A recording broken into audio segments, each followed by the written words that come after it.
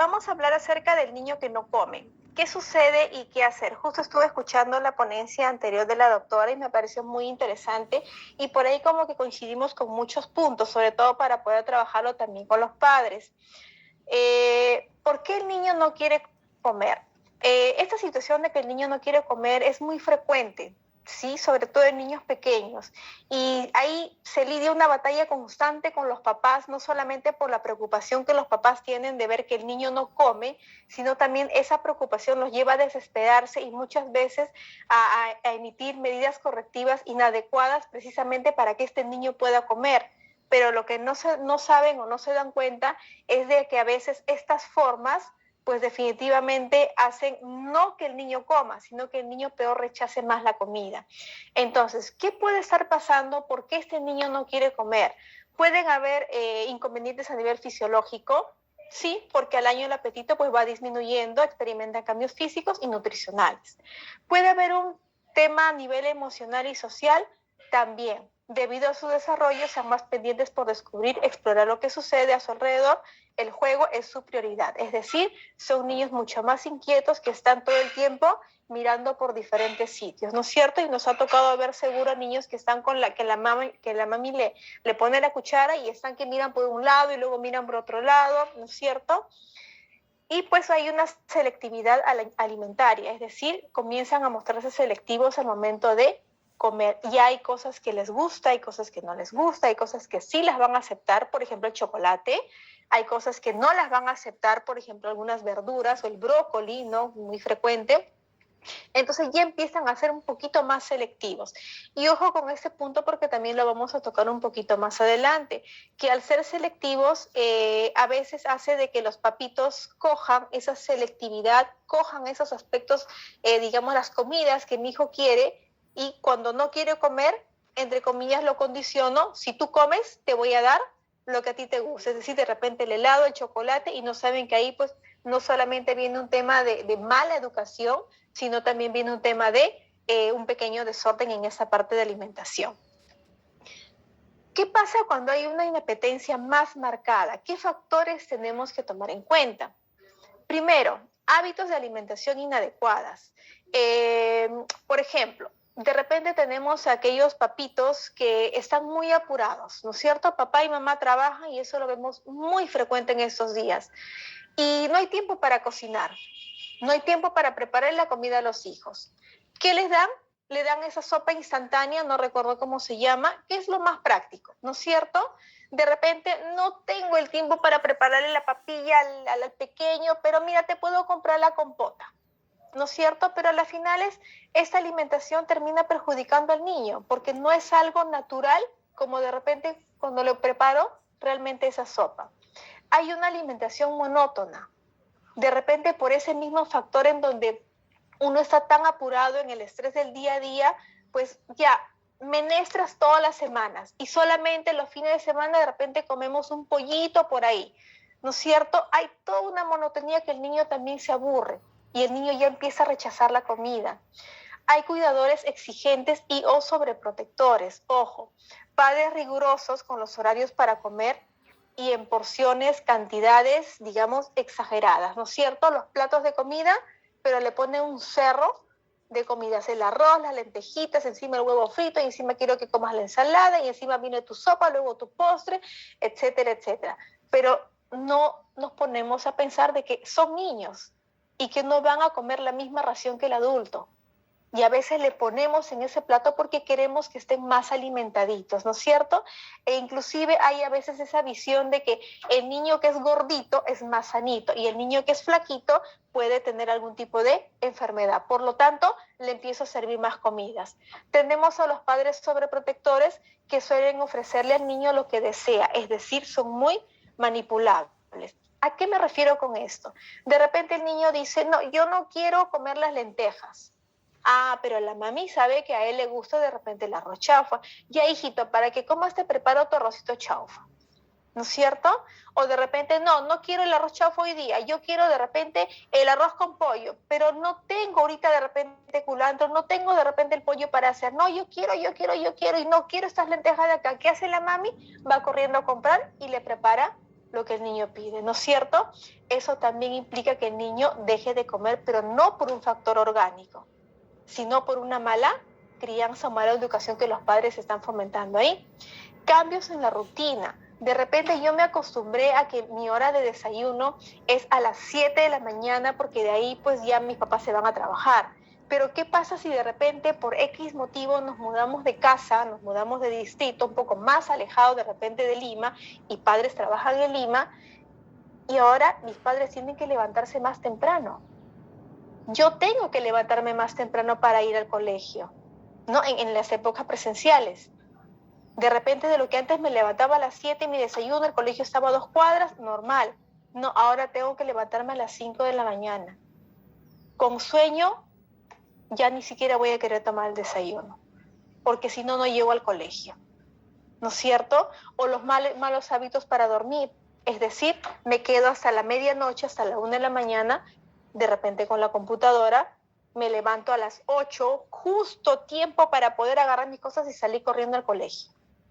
Y ya ni siquiera hubo el tiempo para tomar el desayuno y se altera todo un proceso. Los cambios en la rutina, el reinicio laboral o académico, los cuidadores, ingreso de un nuevo miembro de la familia. ¿Qué quiere decir esta parte de acá? De repente yo era hijo único hasta los 7 años y de repente mi mamá salió embarazada. Ahora mi comida tiene que esperar. Mi desayuno tiene que esperar porque el bebito empieza a llorar y tiene que atenderlo a él primero, ¿no es cierto? Y a veces sin darnos cuenta desplazamos a ese pequeño mayorcito por dar prioridad a otras cosas. Y suponemos que por ser mayorcito tiene que ir entendiendo las cosas. Sí, lo va a entender racionalmente, pero emocionalmente no lo va a entender porque siento que me van dejando de lado. Y eso va generando ya ciertos inconvenientes en la parte a nivel psicológica, pero también influye esta alimentación. El síndrome del plato limpio, aquellos papitos que son felices cuando ven que el hijo dejó el plato totalmente limpio y no lo dejan tranquilo hasta que el plato esté vacío, ¿cierto? Y hemos visto también esos papitos. Tienes que comer y no te levantas de la mesa hasta que no termines toda tu comida. El pobre niño ya no da más, pero tienes que terminar y tienes que terminar. El niño va empezando a rechazar la comida, porque ya el momento de la alimentación, el momento de sentarme a la mesa en familia, ya termina siendo algo totalmente desagradable. La ingesta excesiva de lácteos y derivados hacen que el niño se llene rápido y su exceso podría ocasionar obesidad y riesgo de estreñimiento. Hay papitos y hay mamitas que ven como un alimento principal los lácteos e insisten al pobre menor de que consuma lácteos en todo momento, pero ni siquiera se dan cuenta que también pueden haber derivados. Y eso genera que el niño también pues no solamente tenga la sensación de llenura rapidísimo, sino también otros problemas, no solamente pues obesidad, riesgo de estreñimiento. Uso de aparatos electrónicos durante la comida. Y eso se ve hoy en día muy frecuente, y no solamente en niños, sino también en adolescentes y hasta también en adultos. Para sentarme a comer en la mesa, tiene que estar el televisor prendido. Estoy descansando, voy a almorzar, voy a desayunar un domingo, la noticia. No, de repente en Netflix una película, ¿no es cierto? En el adolescente, en el niño, ya ellos pueden centrarse en su comida y de repente pueden ir viendo. Pero en el niño que está recién aprendiendo, ¿cuál es el modelo que le voy dando? Uno, que al momento de compartir, de sentarme a la mesa, no hay un momento de compartir en familia. Y otro, voy a estar más pendiente de esa película, más pendiente de ese dibujo, que centrarme en mi comida, que disfrutar mi plato de comida. Y se perdió el compartir en familia durante la hora de comida. Eso implica también que no hayan horarios, es decir, de repente por ahí nos sentamos todos a la mesa, cada uno está por su lado, de repente ya no el televisor, ahora es el celular, ¿no es cierto? Con el WhatsApp, por ahí el otro con el Facebook, el otro está con el YouTube, de repente el otro con el Instagram, etcétera, etcétera, ¿no es cierto? Entonces, ¿qué está pasando? Ya no hay esos momentos de ¿Los horarios se alteran? Sí, porque a veces yo llego a casa, papá llega a casa y a las justas, no, solamente mi vaso de agua, estoy cansado y me voy, listo. Y el niño se pregunta, y no que la alimentación es importante, pero solamente tomó un vaso de agua, solamente comió una fruta y se fue, porque ellos sí y yo no. Entonces hay toda una dinámica que a veces los papitos sin darse cuenta terminan generando. Situaciones familiares especiales. Recordemos que los niños son muy sensibles y ellos rápidamente se afectan por infinidad de motivos. Y uno de ellos es cuando de repente su núcleo familiar empieza a quebrarse. Los primeros que sienten ese quiebre son ellos. ¿Cómo lo manifiestan? Problemas de conducta. Y de repente ya ni siquiera quiero sentarme en la mesa a comer con papás. Con ansiedad. O como demasiado o dejo de comer. Depresión, ya no tengo ganas ni para comer, estoy totalmente desmotivado.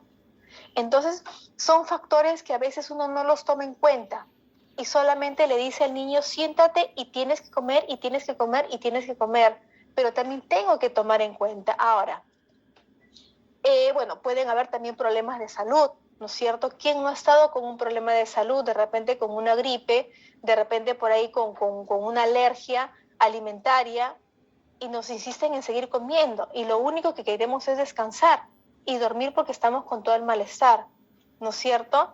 Problemas emocionales sociales. En el niño y en el adolescente se aperturan mucho una parte social y a veces estoy triste, ¿por qué? Porque me peleé con los amiguitos. Llego a casa y solamente me insisten en comer, comer y comer. Como me decía una pequeña la vez pasada, me decía, yo no quiero comer, pero ¿por qué no quieres comer? Porque una vez comí y vomité y tengo miedo de volver a vomitar. ¿Y qué hacía la mamá? La mamá solamente se preocupaba por tienes que comer, tienes que comer y tienes que comer, pero en ningún momento se preocupó por el miedo que la niña está teniendo, ¿no es cierto? Entonces es ver a la niña o al niño en todo este contexto para poder saber qué es lo que realmente puede estar pasando con mi hijo, con mi hija. ¿Qué hacer? Pues antes de todo tenemos que recordar las etapas del desarrollo del niño, de Piaget. ¿Por qué es tan importante esto? Porque en base a la edad que tenga el niño, voy a tener que hablarle de diferentes formas. Recordemos que los niños, según Piaget, de 0 a 2 años, no aquí lo he colocado, adquieren conocimientos a través de experiencias sensoriales, comienzan a comprender mejor la información que perciben de sus sentidos. De los 2 a 7 años hay un pensamiento egocéntrico, dificultades para comprender el punto de vista de otras personas. Recordemos que en las operaciones concretas que se dan de los 7 a 11 años comienzan a pensar de forma más lógica y son capaces de pensar, sentir y ponerse en el lugar de otras personas. Recién a esa edad, a partir de los 11 hay un aumento de la lógica, hay una capacidad de utilizar el razonamiento deductivo y una comprensión de ideas abstractas. ¿A qué viene todo esto? Se los pongo como un ejemplo. Recuerdo que hubo una mamita una vez que me decía que tenía su pequeña de 3 años, Fabiana, me acuerdo que se llamaba, me decía, a Fabiana le he dado duro. Yo le digo, ¿y por qué? Porque primero no quería comer. Ya, le digo, yo le dije, le insistí para que coma. No quiso, a tanta insistencia me dijo, ya, voy a comer un queque. Perfecto, pero quiero comerlo en la cama. Se llevó el queque a la cama. Entonces yo le dije, no comas en la cama. Y Fabiana se encaprichó y quiso comer en la cama. Y yo le dije, si tú ensucias la cama, yo te voy a dar duro. La pequeña tenía 3 años. Obviamente a la pequeña yo no le puedo decir de 3 años, come adecuadamente. Lo primero que la pequeña es, agarra con la mano y empieza a desparramar todas las migas del queque en la cama, porque es lo más lógico. Entonces, si nos vamos al desarrollo de 3 años, me va a terminar de entender en ese lenguaje, me va a terminar de entender las amenazas que yo le voy haciendo. Si comes, yo te pego. Si haces esto, yo... No lo va a terminar de entender. El niño de 7, 8, 9 años, 10 años ya lo va a entender, pero los más pequeñitos no. O como por ahí, haciendo un paréntesis, me tocó ver una vez en un establecimiento de salud una enfermera que le decía al niño que estaba llorando, inquieto, aburrido, le decía, señora, ¿salga usted? Y el niño peor se asustaba porque le dejaba a la mamá. ¿Y qué hacía la enfermera? La enfermera le decía, ya, tu mamá se fue, si sigues llorando, tu mamá ya no va a regresar.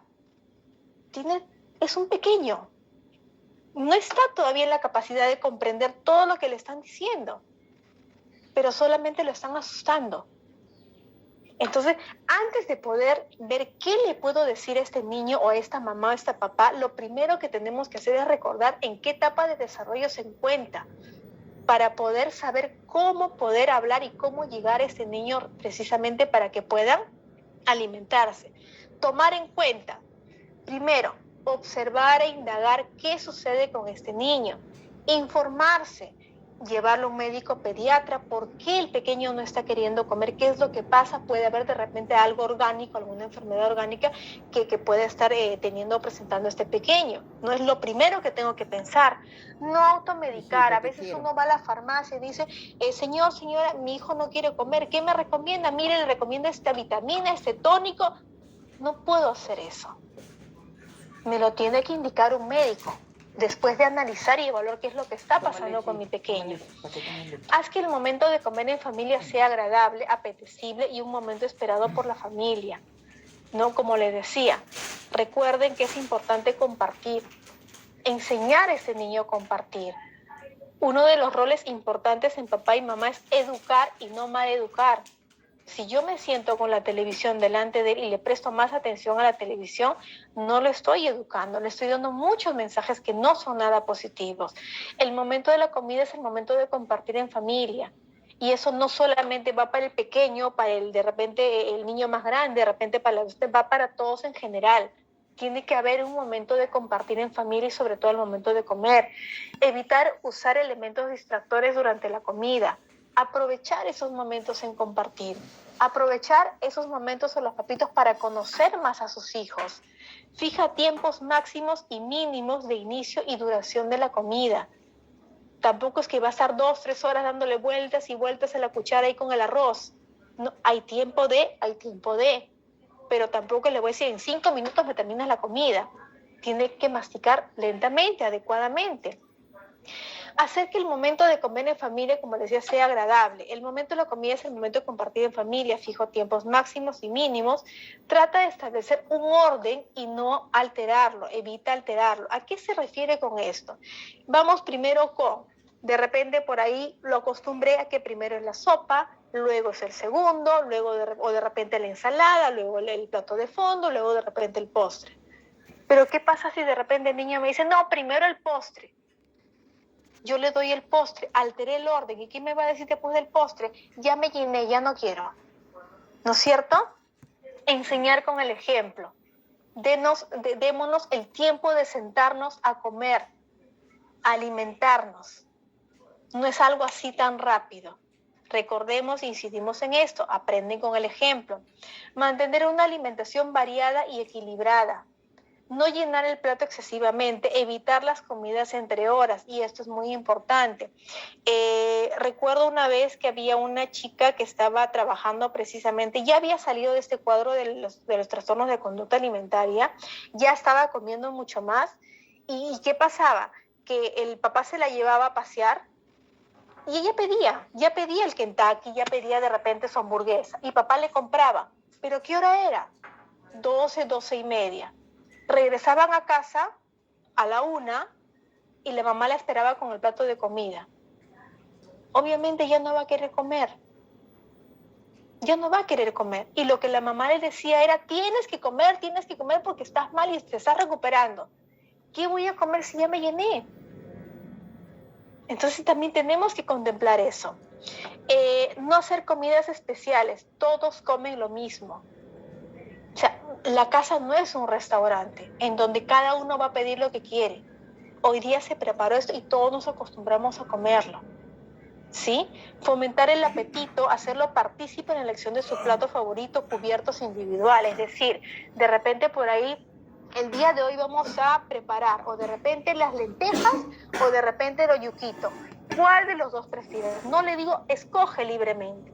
Ay, mamá, oyuquito, listo. Entonces, ¿con qué plato vamos a comer? Mamá, de repente con este platito de acá. Listo. Entonces, me vas a ayudar y vamos a colocar los cubiertos, los individuales, así bien bonito, vamos a adornar la mesa. El niño también se entusiasma. el niño también se entusiasma. Y de repente me colocó mal el individual, pero para mí es lo más bonito que puede haber. Y el niño va a hacer de que ese momento de comida sea único porque se divirtió y él colaboró y contribuyó para que pueda darse ese momento. Esto de aquí es algo que siempre coloco al finalizar una ponencia porque me gusta muchísimo y tiene que ver mucho con la parte de la familia, con la parte de los papás, que me parece que hoy en día se ha perdido muchísimo. Sí, que es un menú para una familia feliz. ¿Qué tengo que tomar? 2 dedos de paciencia, una taza de bondad, 4 cucharadas de buena voluntad, una pizca de esperanza, una dosis de fe. ¿Qué le voy a añadir? 2 puñados de tolerancia, una cucharadita de simpatía, una cuchara de esa planta rara que se llama humildad y mucho buen humor. ¿Con qué lo voy a condimentar? Con mucho amor, lo dejo cocer a fuego lento y tendrán una familia feliz. Son cositas que a veces se han perdido en algunos hogares por el tema del estrés, del día a día, etcétera, etcétera, etcétera. Y mucho más ahora con el tema de la pandemia y todo el confinamiento que nos tiene, pero así. Pero es muy importante, porque la familia es única, los niños son únicos, y el crecimiento que ellos tienen, perdón, es muy importante que estén papá y mamá, no la familia estresada, simplemente los padres. Y el momento de la alimentación es un momento muy importante para ellos. Fomentar esa alimentación de manera saludable. Recuerden que a la cabeza de la familia están 2, que son papá y mamá, que son los líderes, por lo tanto son los 2 los que tienen que aprender a manejar a los hijos, elaborando diferentes estrategias para que ellos puedan comer. Por ahí escuché a la doctora también que decía, de repente no quiere comer un plato, pues adorno el plato, pero la comida es la misma. Son estrategias que uno tiene que empezar a usar precisamente para los niños. No las medidas correctivas inadecuadas, no las medidas correctivas guiadas por el estrés, por la tensión del momento, no, sino preocuparme primero qué puede estar pasando a mi niño, por qué no quiere comer, para poder llegar realmente a fondo y poder ayudarlo en la medida que se lo merece. Muchísimas gracias. Muchísimas gracias, Giselita, por tu excelente exposición. Vamos a poner en práctica tu brillante receta y te invito para que la secuencia de preguntas. Gracias nuevamente. Quiero presentar a la licenciada en nutrición, Zulema Gallardo Flores, quien es licenciada en nutrición por la Universidad Nacional Federico Villarreal, tiene posgrado en nutrición clínica y es docente en la Facultad de Medicina de la Universidad Nacional Federico Villarreal. Bienvenida, licenciada Zulema Gallardo.